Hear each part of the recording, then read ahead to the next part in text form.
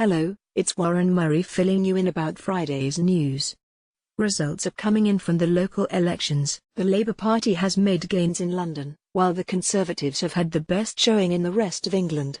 We've had a reporting team up all night and our live coverage continues this morning, while our interactive page lets you keep track of all the results as they arrive. At time of writing, with results in from 87 of the 150 councils in England holding elections, all three main parties have achieved net gains in numbers of seats. Labour was on 1,072 seats, plus 30, the Conservatives 642, plus 16, and the Lib Dems 278, plus 24. Labour had 144 councils, minus 1, the Conservatives 27, no change, and the Lib Dems 3, no change.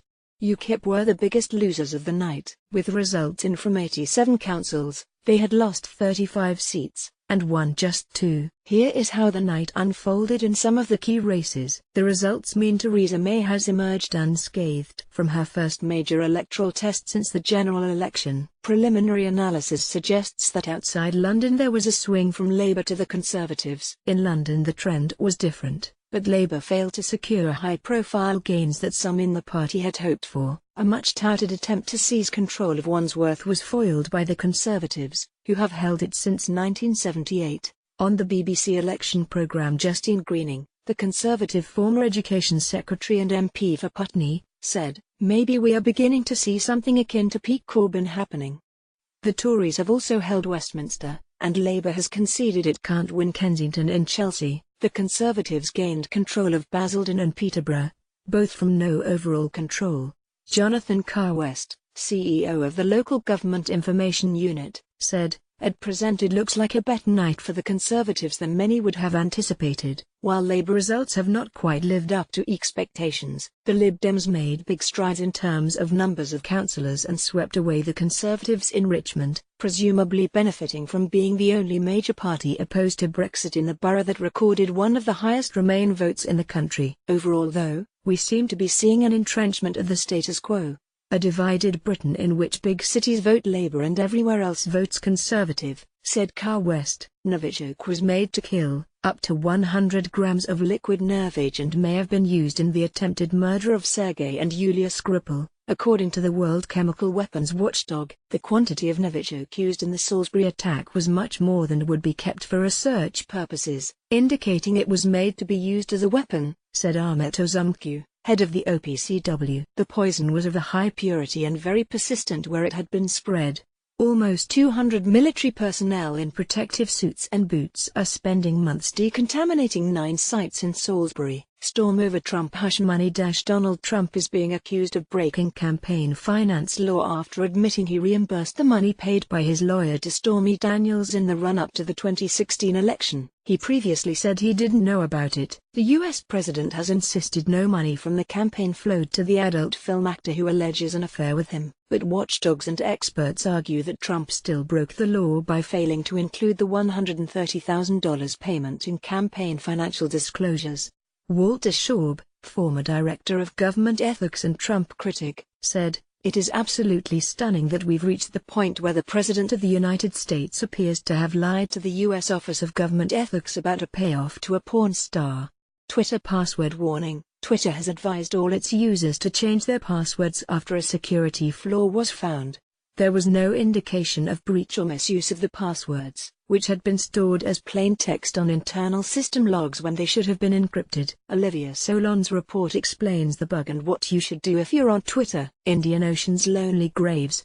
The seabed search for Malaysia Airlines Flight 370 may have found no trace of the airliner, but it has potentially solved the mystery of 2 19th-century shipwrecks. Maritime historians have published a short list of possible identities of the wrecks that were found in the initial search of 274,000 square miles of the Indian Ocean, where MH370 is thought to have gone down with 238 people on board. One is thought to be the brig W. Gordon, bound for Australia from Scotland in 1877, or the Magdala, lost in 1882 while sailing from Wales to Indonesia. The other wreck is likely the Bark West Ridge, which vanished in 1883.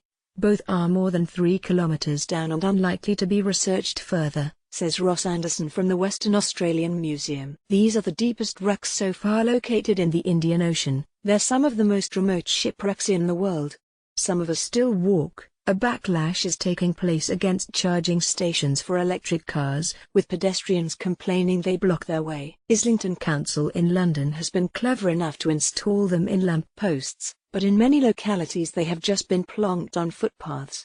Meanwhile, Velib, the pioneering Paris bike share scheme copied from London to Seattle, is in ruins after its new operator ripped out perfectly good bikes and docking stations.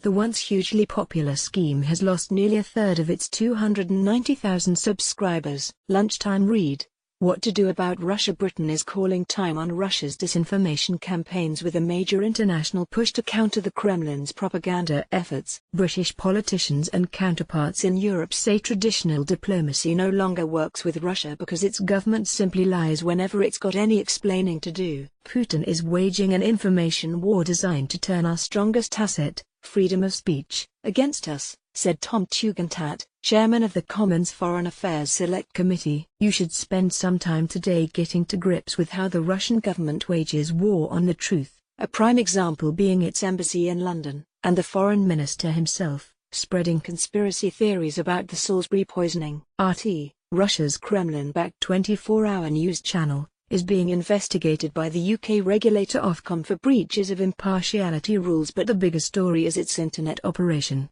Here's how it uses viral videos, humor and meme culture to spread fake news. Something to think about before liking or sharing one of their posts. Sport: a very sad Arsene Wenger laid bare his frustration after watching Arsenal come up short in the Europa League semi-final against Atletico Madrid and missing out on the dream farewell to his job of 22 years. Team Sky have been accused of deceiving the organisers of the Giro d'Italia into handing over a reported €1.4 million in appearance fees by not disclosing that their star rider Chris Froome had already failed a drug test. Aspel Kiprop has suggested he tested positive for EPO because drug control officers tampered with his sample, having also demanded money from the Kenyan 1,500 meters runner during the test. Surrey have pulled off an almighty coup by signing Virat Kohli, the India captain and cricket's premier all-format batsman, for the whole of June.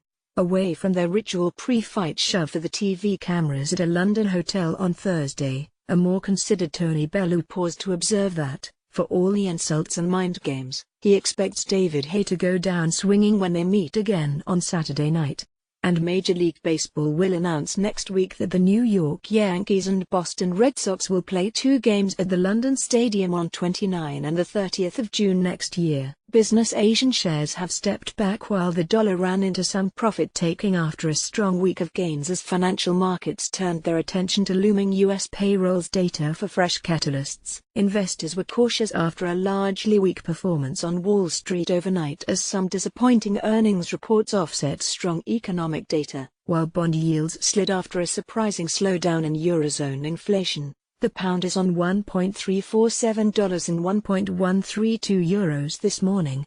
The paper's The Guardian leads with Britain's new drive to strengthen anti-Russia alliance, as detailed above. The splash headline in The Times is Barco digs in amid new bullying allegations. It adds that the Speaker believes he has the support to stay in office. The Telegraph says UK may stay in customs union until 2023. The story elaborations there are fears that Remainers will exploit the deal to thwart Brexit. They knew a year ago, says the Mail, about the disastrous breast screening failure at the NHS. The Eye reports that thousands of people have called the helpline that's been set up.